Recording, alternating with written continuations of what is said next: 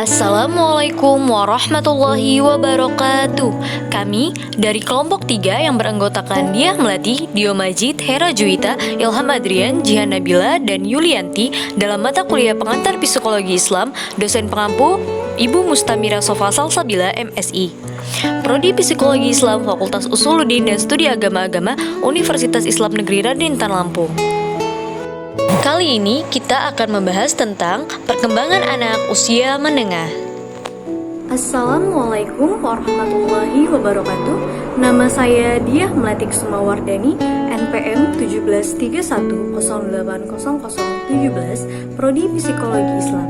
Perkenalkan, nama saya Ilham Adrian dengan NPM 1731080031. Kenalkan, nama saya Dio Majid, jurusan Psikologi Islam, NPM 1731080093. Hai, perkenalkan, saya Jihan Nabila Fasya, NPM 1731080104. Saya Hera Juwita dengan NPM 1731080030. Nama Yulianti, NPM 1731080134. Di sini saya akan menjelaskan mengenai perkembangan masa kanak-kanak menengah. Anak usia antara 6 sampai 12 tahun merupakan masa anak-anak sekolah. Periode ini kadang disebut sebagai masa anak-anak pertengahan atau masa laten. Masa di mana anak mempunyai tantangan baru. Menurut Erikson, masa laten berkisar antara usia 6 sampai 11 tahun. Di usia ini, anak-anak mulai terlihat adanya pengaruh lingkungan sosial yang baru. Mendapat pengalaman belajar dan bekerja dengan baik. Pada fase ini, anak mengembangkan pengetahuan keterampilan dan berusaha mendapatkan pengakuan dari lingkungan sekitarnya. Materi selanjutnya yaitu tugas perkembangan pada masa kanak-kanak menengah akhir menurut Robert J. Harvicker. Yang pertama, yaitu mempelajari keterampilan fisik yang diperlukan untuk permainan-permainan yang umum. Yang kedua, yaitu membangun sikap yang sehat mengenai diri sendiri sebagai makhluk yang sedang tumbuh. Yang ketiga, yaitu belajar menyesuaikan diri dengan teman-temannya. Yang keempat, mulai membangun peran sosial yang tepat. Yang kelima, mengembangkan keterampilan-keterampilan yang diperlukan untuk kehidupan sehari-hari. Yang keenam, yaitu mengembangkan hati nurani, moral, dan nilai-nilai. Yang ketujuh, yaitu mempunyai kebebasan pribadi. Yang terakhir, yaitu mengembangkan sikap yang positif terhadap kelompok sosial dan lembaga-lembaga lainnya. Materi selanjutnya akan disampaikan oleh teman saya, yaitu Ilham Adrian. Di sini saya akan menjelaskan tentang perkembangan kognitif pada anak-anak usia menengah. Menurut Jean Piaget, disebut sebagai masa operasional konkret. Fase ini pemikiran meningkat atau bertambah logis dan koheren. Anak mampu mengklasifikasikan benda dan perintah, dapat menyelesaikan masalah secara konkret dan sistematis. Anak tidak bersifat egosentris dan lebih mahir dalam menyelesaikan tugas yang membutuhkan pemahaman logika, seperti cara berpikir spasial, memahami penyebab dan kategorisasi, penalaran induktif dan deduktif, serta daya ingat.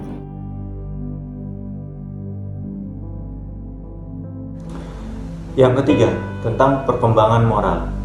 Menurut Colbert, perkembangan moral berkaitan dengan kematangan kognitif yang muncul pada 3 tingkat, yaitu yang pertama ada pre-konvensional, yang kedua ada konvensional, dan yang ketiga ada post-konvensional.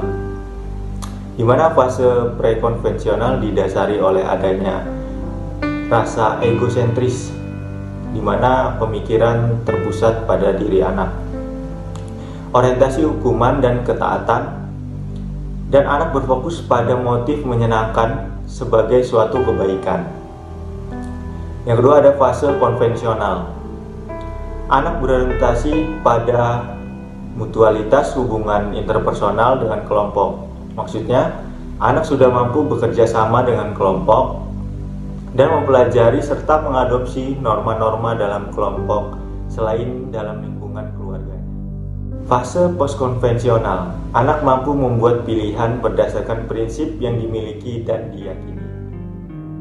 Kemudian ada perkembangan keempat, yaitu perkembangan spiritual.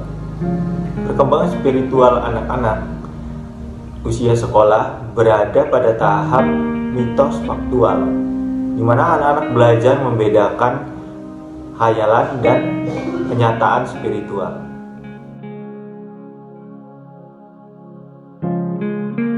Di sini saya akan menjelaskan tentang perkembangan psikososial. Erikson mengidentifikasikan masalah sentral psikososial pada masa ini sebagai krisis antara keaktifan dan inferioritas. Anak akan belajar untuk bekerja sama dengan bersaing dengan anak lainnya melalui kegiatan yang dilakukan baik dalam kegiatan akademik maupun melalui permainan yang akan dilakukan bersama. Otonomi mulai berkembang pada fase ini pada awal usia 6 tahun melalui dukungan keluarga terdekat. Perubahan fisik, emosi, dan sosial mempengaruhi gambaran anak terhadap tubuhnya. Perasaan sukses dicapai anak dengan dilandasi adanya motivasi internal untuk beraktivitas yang mempunyai tujuan dan difasilitasi oleh dukungan sosial dan lingkungannya. Sedangkan perasaan inferior atau rendah diri akan berkembang apabila anak terlalu mendapat tuntutan dari lingkungan dan anak tidak berhasil memenuhinya.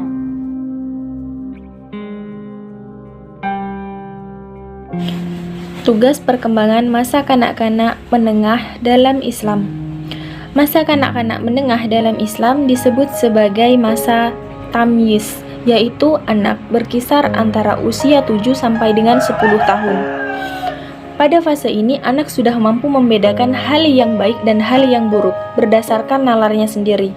Masa ini disebut juga sebagai masa raja kecil, dengan sikap egosentrisnya, di mana anak merasa dirinya sebagai pusat dari lingkungan. Hal yang ditampilkan anak dengan sikap menentang atau menolak sesuatu yang datang dari orang sekitarnya. Perkembangan seperti itu disebabkan oleh kesadaran anak bahwa dirinya mempunyai kemauan dan kehendak sendiri yang berbeda dari orang lain.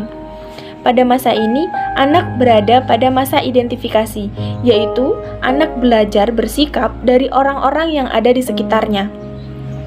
Di sini, keluarga ataupun orang tua memegang peranan yang sangat penting bagi perkembangan si anak, pembentukan akhlak maupun pribadi anak itu sendiri. Nah, hal ini mengingat bahwa keluarga merupakan pendidikan yang pertama dan utama bagi anak. Ciri-ciri pada masa tamyiz ini yaitu anak itu bersiap untuk menjadi hamba Allah yang baik.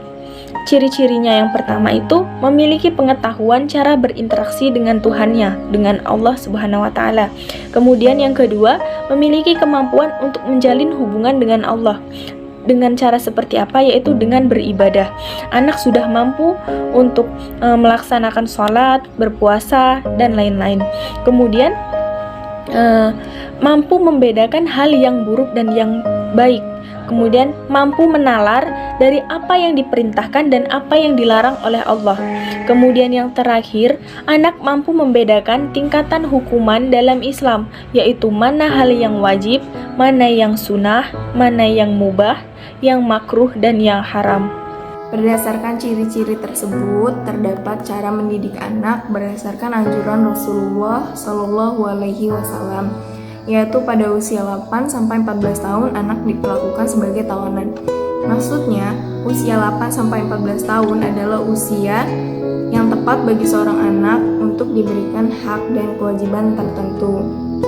Dalam sebuah hadis disebutkan, qala Rasulullah sallallahu alaihi wasallam, muru awladakum bis sholati wa hum abna'u sab'i sinina wadribuhum 'alaiha wa hum abna'u asyri wa farriqu bainahum fil madaji'i.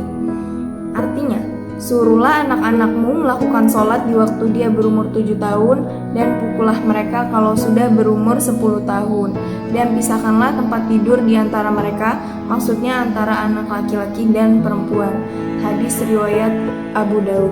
Fase peka ini merupakan fase di mana seseorang siap atau dipersiapkan atau mempersiapkan dirinya melakukan peran sebagai Abdullah, sebagai hamba Allah Subhanahu wa taala. Si anak perlu memahami siapa Allah Subhanahu wa taala dan bagaimana aturan-aturan Allah Subhanahu wa taala berlaku di atas bumi demi menjaga keberlangsungan hidup manusia.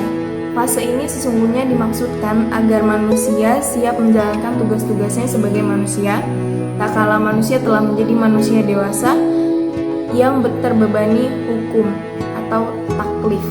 Pada fase tamyiz ini, anak sudah siap untuk mempelajari ilmu-ilmu hukum bagaimana berhubungan dengan Allah Subhanahu wa taala. Sekian informasi dari kelompok 3 mengenai perkembangan anak pada usia menengah. Lebih dan kurangnya kami mohon maaf. Kepada Allah kami mohon ampun. Terima kasih telah menonton. Wassalamualaikum warahmatullahi wabarakatuh.